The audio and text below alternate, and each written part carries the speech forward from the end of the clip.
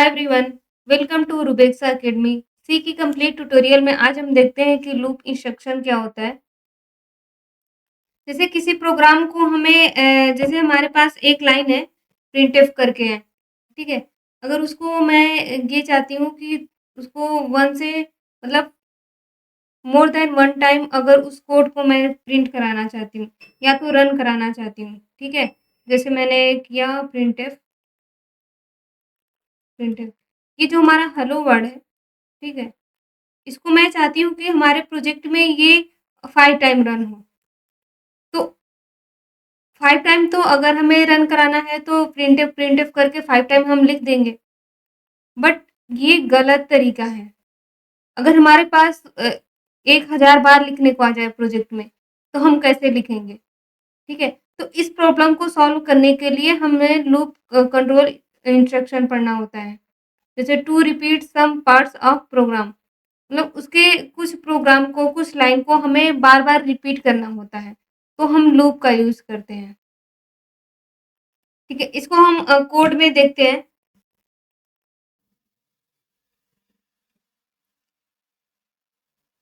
ये हमारा last lecture का हमारा कोड था, इसको हम रिमूव करते हैं। देन हम यहाँ पे प्रिंटफ करती हूँ हेलो वर्ल्ड, या कुछ भी आप प्रिंट करा सकते हो, PRINTF प्रिंटफ, ठीक है? मैं अपना नेम प्रिंट करा देती हूँ।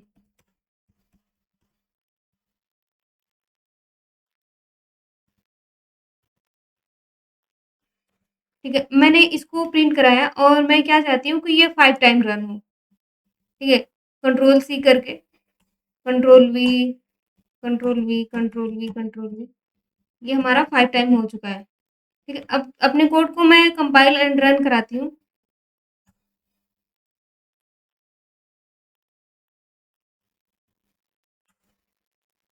देखो, ये क्या है कि ये 5 टाइम प्रिंट हो चुका है, बट अब मुझे चाहिए कि नहीं, हमारा कोड जो है वो हमें न्यू लाइन में न्यू लाइन जनरेट करे, ठीक है? एक लाइन प्रिंट कराने के बाद हम चाहते हैं कि न्यू लाइन जनरेट हो, तो स्लैश एन यूज़ करते हैं, स्लैश एन।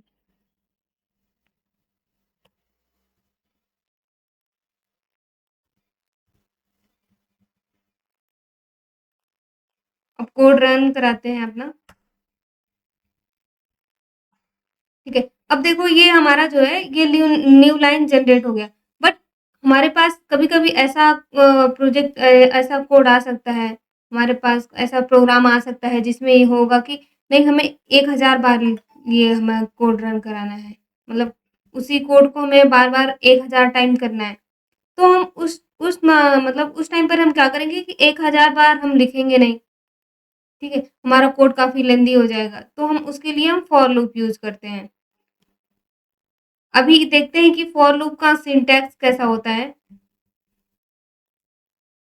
देखो, ये टाइप्स देखते हैं पहले, टाइप्स कितने टाइप्स होते हैं हमारे पास। ये फॉर लूप हो गया first, and second while loop हो गया और डू व्हाइल लूप हो गया। इन तीनों में सेम एक चीज़ ये है कि आप कोई भी प्रोग्राम तीनों लूप से कर सकते हो।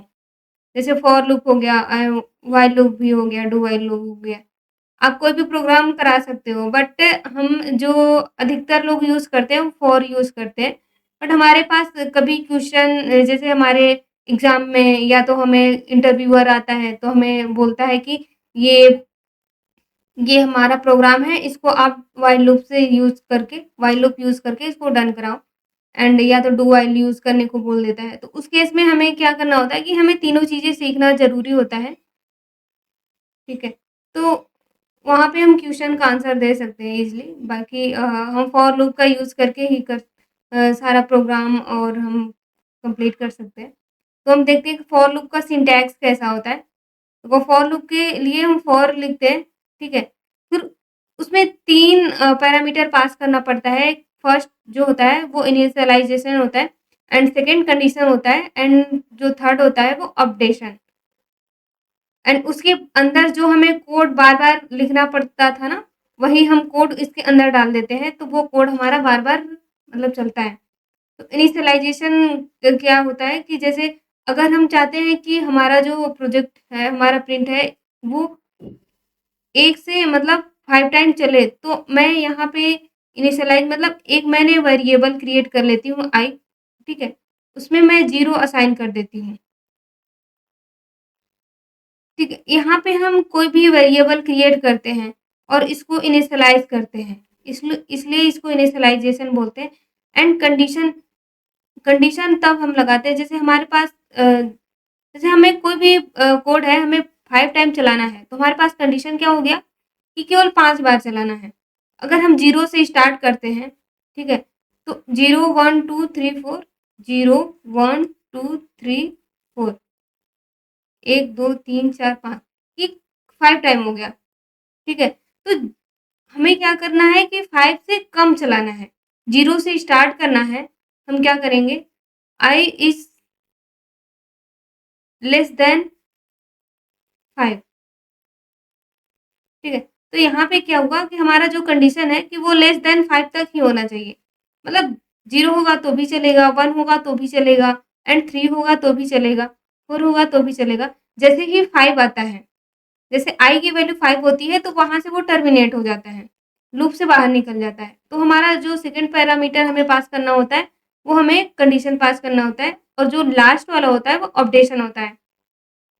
अपडेशन का मतलब ये होता है कि I की वैल्यू तो फर्स्ट टाइम 0 रहेगा, लेकिन उसको हमें इंक्रीमेंट भी करना है, ठीक है? एक बार कोड चला तो अब मुझे I की वैल्यू 2 करना है, मतलब 1 करना, मतलब 1 इंक्रीमेंट कर देना है। तो हम क्या लिखेंगे यहाँ पे, I equal to I plus 1। आप इंक्रीमेंट +1 भी कर सकते हो, +2 भी कर सकते हो। आपको कंडीशन के अकॉर्डिंग यहाँ पे देना पड़ता है, ठीक है? और इसको शॉर्ट फॉर्म में हम ऐसे भी लिखते हैं I+1 को I plus plus. I plus plus में बस यही रहता है कि इसमें केवल 1 का इंक्रीमेंट होता है। जैसे I अभी हमारा करेंटली 0 है, ठीक है? I plus plus 1 I plus plus करूँगी तो एक केवल 1 इंक्रीमेंट होगा, तो ये 1 होगा। अगर मुझे मैं ऐसा चाहती हूँ कि अभी मेरा 0 है I की वैल्यू एंड जो सेकंड टाइम है वो 2 हो जाए, तो हमें I प्लस प्लस करके हम यूज़ नहीं कर सकते उसको। तो हमें ऐसे ही लिखना पड़ेगा I equal to I plus 2, या तो हम जो असाइनमेंट हम ऑपरेटर पढ़े थे वहाँ पे हमने ऐसे पढ़ा था I प्लस इक्वल टू,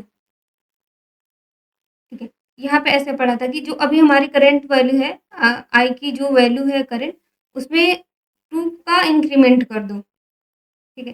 3 का करना होगा और 4 का करना होगा तो आप ऐसे कर सकते हो। आगे अगर हमें सिंगल इंक्रीमेंट करवाना है तो I प्लस प्लस बेस्ट होता है क्योंकि ये थोड़ा ईज़ी होता है लिखने में, शॉर्ट फॉर्म होता है, ठीक है? तो हमारा फर्स्ट पैरामीटर हो गया इनिशियलाइज़ेशन एंड सेकंड कंडीशन हो गया और थर्ड जो हमारा हुआ वो अपडेशन का हो गया।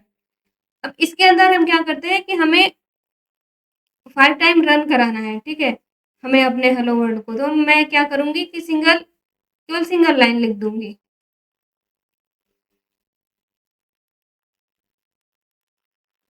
ठीक है? और ये हमारा 5 टाइम रन हो जाएगा। जैसे ही 5 आएगा 0 टू 4 चलेगा 5 टाइम एंड जैसे ही I की वैल्यू हमारा 5 होता है, वैसे ही हमारा लूप से बाहर निकल जाता है, तो ये 5 टाइम ये रन हो जाता है, ठीक है? इसको कोड में करके देखते हैं तो ज़्यादा ईज़िली समझ में आएगा, ठीक है? अभी हमने क्या किया था कि हमने एक-एक लाइन 5 बार लिखा था, बट मैं अब क्या कर रही हूँ, यहाँ पे फॉर लूप यूज़ कर रही हूँ।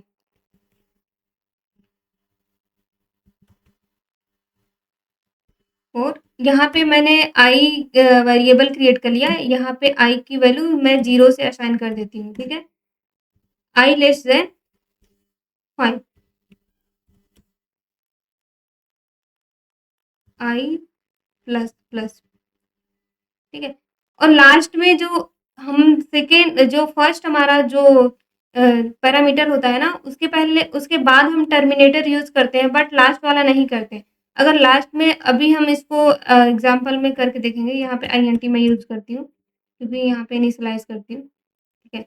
एंड मैं कर्ली ब्रेसेस के अंदर अपना ये कोड लिख देती हूँ।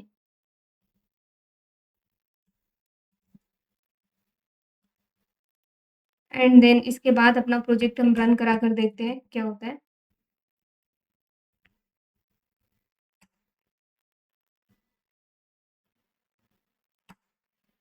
देखो, सेम वैसे ही काम किया, जैसे हमने 5 टाइम लिखा था, अब ये हमारा क्या हो रहा है कि यहाँ पे अगर हमें 1000 बार करना हो तो यहाँ पे 1000 ऐसे कर दूँगी, ठीक है? तो ये हमारा कोड 1000 बार चलेगा। बस यहाँ से ही फ़र्क आ सकता है, बाकी आपको कोड में कोई भी एक्स्ट्रा लाइन ऐड नहीं करना है। और यहाँ पे अभी हम बात कर रहे थे कि यहाँ पे जो फर्स्ट पैरामीटर होता है और सेकंड पैरामीटर होता है, उसके बाद में जो ये हमने टर्मिनेटर यूज़ किया है, ठीक है? फर्स्ट और सेकंड में ही यूज़ करते हैं, लास्ट में कर दोगे देखो अगर मैं लास्ट में कर देती हूँ, ठीक है? अगर मैंने लास्ट में कर दी तो इसका मतलब ये है कि मैंने कोड को यहीं पे टर्मिनेट कर दिया है। मतलब ये फॉर लूप चलेगा नहीं इसके अंदर। मतलब यहीं पे मैंने इसको टर्मिनेट कर दिया फॉर लूप। इसको एक बार रन करा के देखते हैं। आई थिंक ये एरर आएगा, बट इसको एक बार देखो, यहाँ पे बोल रहा है कि यहाँ पे टर्मिनेटर यूज़ नहीं कर सकते हैं। यहाँ पे नहीं, इसको मैं क्या करती हूँ, हाँ, यहाँ पे यूज़ कर लेती हूँ, ठीक है? अब देखना, अब हमारा फॉर लूप के अंदर वाला जितना भी है, वो नहीं चलेगा क्योंकि हमारा फॉर लूप यहीं से टर्मिनेट हो चुका है। इसको कंपाइल करते हैं, देन रन करते हैं। हमारा कोड तो सारा सही है। ये 1 टाइम चला।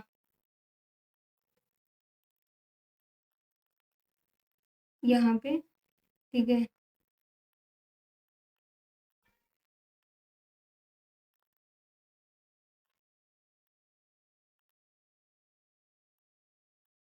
अगर मैं इसको क्या करती हूँ, प्लस प्लस करके यहाँ पे मैं फिर से कोड कंपाइल कराती हूँ एंड रन कराती हूँ।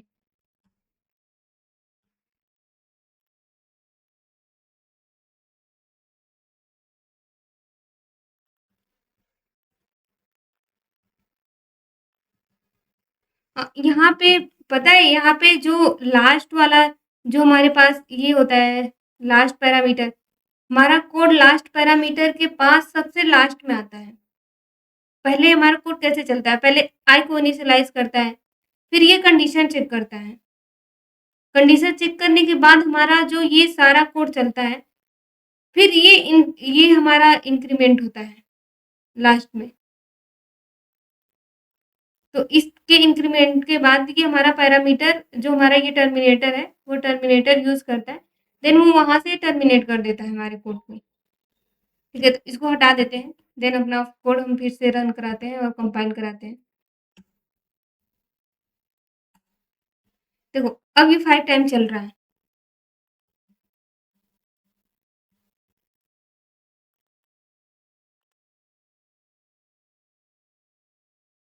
ठीक है? अब हम एक क्वेश्चन सॉल्व करते हैं। ठीक है? अगर हमें प्रिंट कराना है 0 टू 10, ठीक है? हमारा ये क्वेश्चन है 0 टू 2 हमें प्रिंट कराना है, तो हम क्या करेंगे? यहाँ 0 है, ठीक है? एंड यहाँ पे 10। या तो हम ऐसे कर सकते हैं, आई की वैल्यू हम डायरेक्ट हम 1 से स्टार्ट कर देते हैं, ठीक है? And I less than R equal 10। तो हमारा क्या होगा? अगर लेस रहेगा तो भी हमारा चलेगा कोड, एंड इक्वल रहेगा 10 के तो भी चलेगा, ठीक है? तो यहाँ पे हमें क्या प्रिंट कराना है? %d। यहाँ पे मैं आई प्रिंट करा देती हूँ।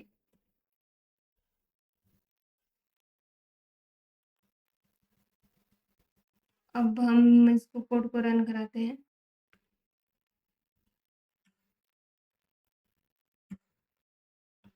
देखो, हमारा जो रिजल्ट आया है वो 1 टू 10 हमारा प्रिंट हो गया।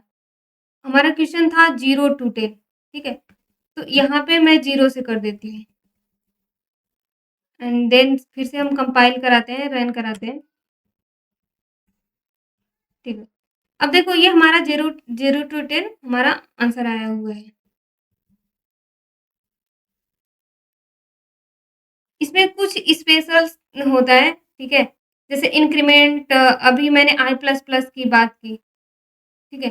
तो इंक्रीमेंट 2 तरीके का होता है, इसमें डिक्रीमेंट भी होता है। एक इंक्रीमेंट होता है एंड आई माइनस माइनस हो सकता है, ठीक है?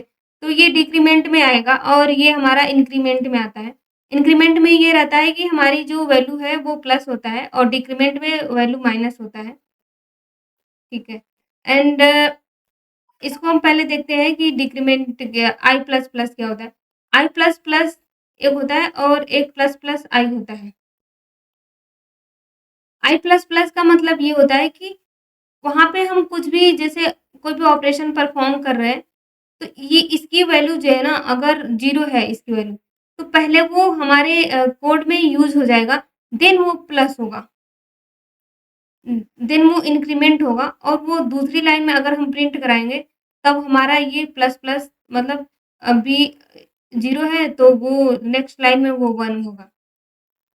और ये प्लस प्लस आई का मतलब होता है कि पहले ये इंक्रीमेंट करेगा और उसके पहले जो कोड लिखा रहेगा, अगर 0 है यहाँ पे तो ये यहाँ पे प्लस प्लस 1 करेंगे तो यहाँ पे 1 हो जाएगा आई की वैल्यू, और देन हमारा जो कोड में जो हमारा प्रोग्राम लिखा रहेगा उसमें यूज़ होगा। तो इन दोनों में यही डिफ़रेंस होता है। प्लस आई प्लस प्लस में पहले वो यूज़ होता है देन इंक्रीमेंट होता है, और प्लस प्लस आई में पहले वो इंक्रीमेंट होता है देन वो यूज़ होता है। इसको कोड में करके देखते हैं तो प्रॉपर समझ में आएगा। इसको हटा देते हैं। मैं एक मैंने एक वेरिएबल क्रिएट किया, ठीक है? आई की वैल्यू मैंने 0 असाइन कर दिया और मैं क्या कर रही हूँ, प्रिंटफ इसकी वैल्यू मैं प्रिंट करा देती हूँ, ठीक है?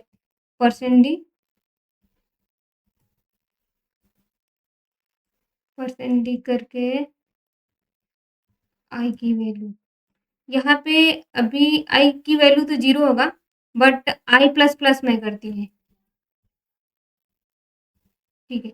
तो यहाँ पे हमारा जो रिजल्ट आएगा, वो ये आएगा कि पहले यहाँ पे ये प्रिंट हो जाएगा, ये पोस्ट डिक्रीमेंट है, जिसमें आई के पहले प्लस प्लस लगा रहता है, वो उसको प्री इंक्रीमेंट बोलते हैं, और जो बाद में लगा होता है प्लस प्लस उसको पोस्ट इंक्रीमेंट बोलते हैं।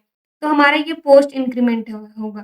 तो ये क्या करेगा कि बाद में लगाया तो पहले ही इसकी जो वैल्यू है वो यहाँ पे यूज़ हो जाएगा एंड देन वो प्लस प्लस होगा। तो अभी इसको हम कोड को रन करा कर देखते हैं क्या होता है। देखो हमारी आई की वैल्यू 0 है और मैंने क्या बोली थी कि ये यूज़ होने के बाद ये इंक्रीमेंट होता है। तो हम सेकंड लाइन में अगर मैंने प्रिंट कराई आई की वैल्यू, देखना यहाँ पे वो 1 इंक्रीमेंट होकर के आएगा।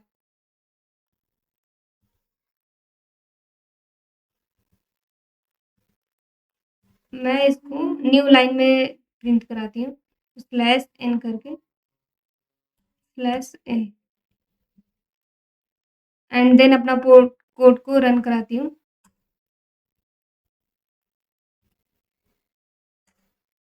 देखो यहाँ पे जो फर्स्ट लाइन में पहले यूज़ हुआ, तो इसकी पहले वैल्यू थी 0 एंड देन इंक्रीमेंट हुआ। तो हमारा जो सेकेंड लाइन में हमने प्रिंट कराया तो हमारा जो इंक्रीमेंट हो चुका था, वो वैल्यू हमारी प्रिंट हुई। तो सेकेंड लाइन में 1 प्रिंट हुआ है।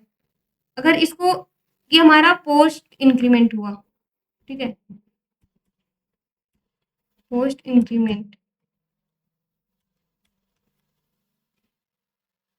अगर मैं प्री इंक्रीमेंट की बात करूँ, इसको मैं हटा देती हूँ कॉमेंट, ठीक है? यहाँ पे प्लस प्लस आई कर देती हूँ। यहाँ पे क्या होगा कि जो हमारी आई की वैल्यू है पहले वो इंक्रीमेंट करेगा।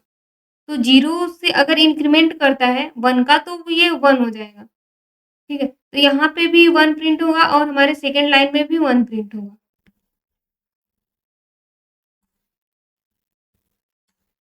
देखो, दोनों लाइन में 1 प्रिंट हुआ है, ठीक है? ऐसे ही अगर डिक्रीमेंट की बात करती हूँ,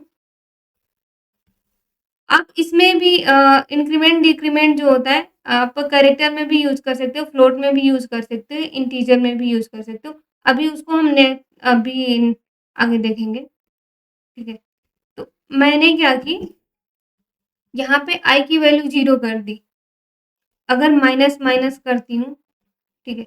ये पोस्ट डिक्रीमेंट है, क्योंकि डिक्रीमेंट यहाँ पे अगर इसको जो हमारा आई की वैल्यू है वो 0 है। अगर मैंने आई माइनस माइनस की तो क्या होगा? ये पोस्ट है, ठीक है? तो पहले तो यहाँ पे यूज़ होगा, तो आई की वैल्यू हमारा फर्स्ट लाइन में तो 0 आएगा, ठीक है? 0 प्रिंट होगा।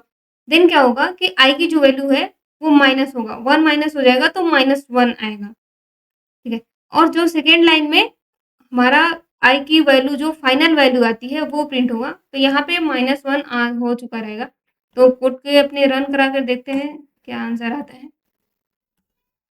देखो यहाँ पे -1 आया सेकंड लाइन में और फर्स्ट लाइन में हमारा 0 आया हुआ है। ये हमारा पोस्ट डिक्रीमेंट है, ठीक है? अगर हम प्री इंक्रीमेंट प्री डिक्रीमेंट देखते हैं तो क्या होता है?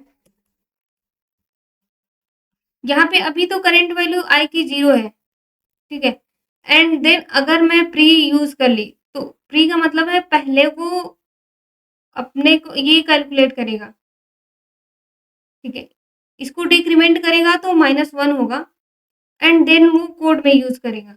तो ये फर्स्ट लाइन में भी -1 आएगा एंड सेकंड लाइन में भी -1 आएगा। कोड को रन करा के एंड देखते हैं। देखो दोनों लाइन में -1 रिजल्ट आ रहा है, तो इसको ही बोलते हैं पोस्ट इंक्रीमेंट और प्री इंक्रीमेंट डिक्रीमेंट, ठीक है?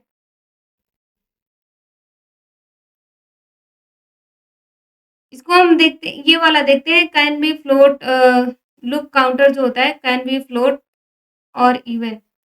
इवन में भी यूज़ कर सकते हैं, सॉरी इसको फ्लोट में भी यूज़ कर सकते हैं, कैरेक्टर में भी यूज़ कर सकते हैं। तो हम फ्लोट में देखते हैं, फॉर लूप में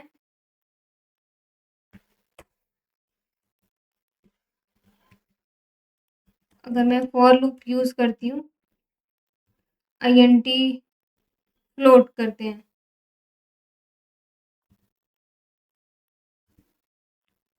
फ्लोट आई की वैल्यू मैंने 1 असाइन कर दी या 0.0, ठीक है? एंड यहाँ पे मैं कंडीशन देती हूँ, आई की वैल्यू जो है वो लेस देन आर इक्वल 4.0, मतलब 0 टू 4, मतलब 5 टाइम चलेगा हमारा लूप, ठीक है? एंड आई प्लस प्लस ऐसे कर दिया, ठीक है? अब मैं क्या करती हूँ कि आई की ही वैल्यू मैं प्रिंट करा देती हूँ।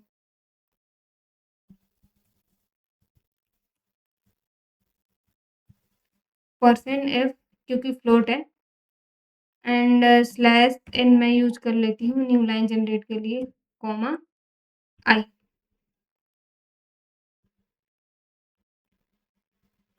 कोड को रन करा के देखती हूँ।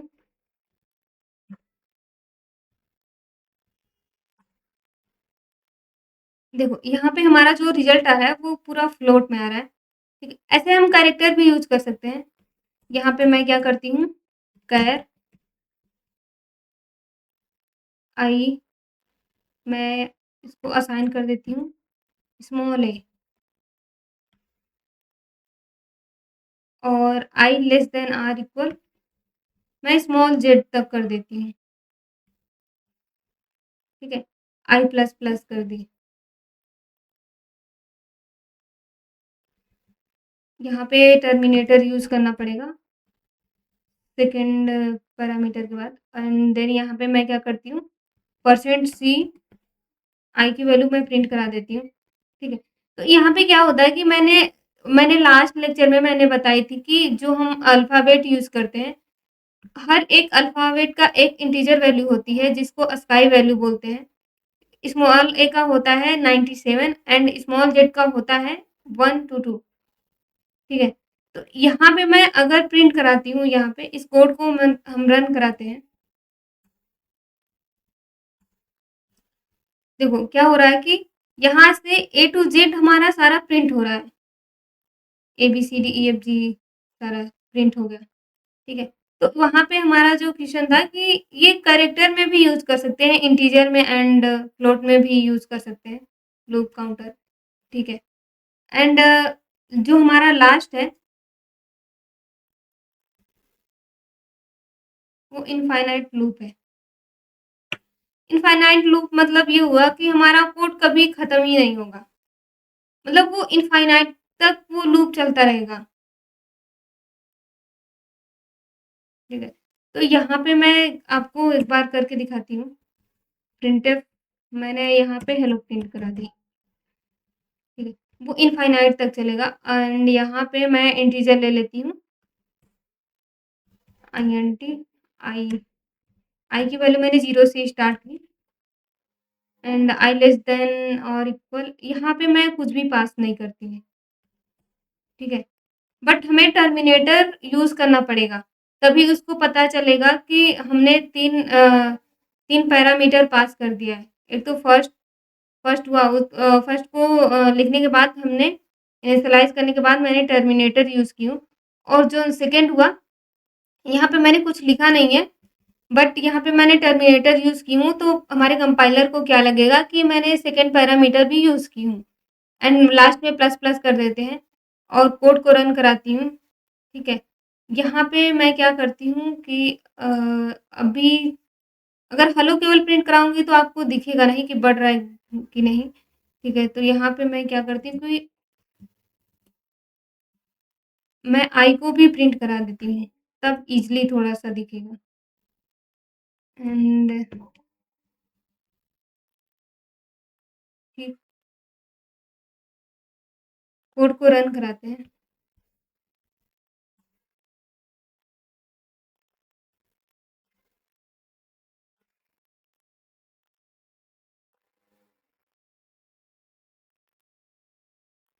ये हमारा जो कंपाइलर है, वो इनफाइनाइट चल रहा है बट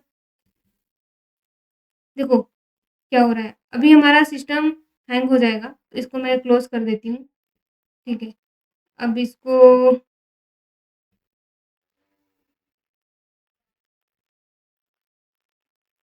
मेरे लैपटॉप का फ़ैन ऑन हो गया है, ठीक है? सिस्टम पर लोड पड़ा तो इसको ऐसे इनफाइनाइट के लिए हम ऐसे कर सकते हैं।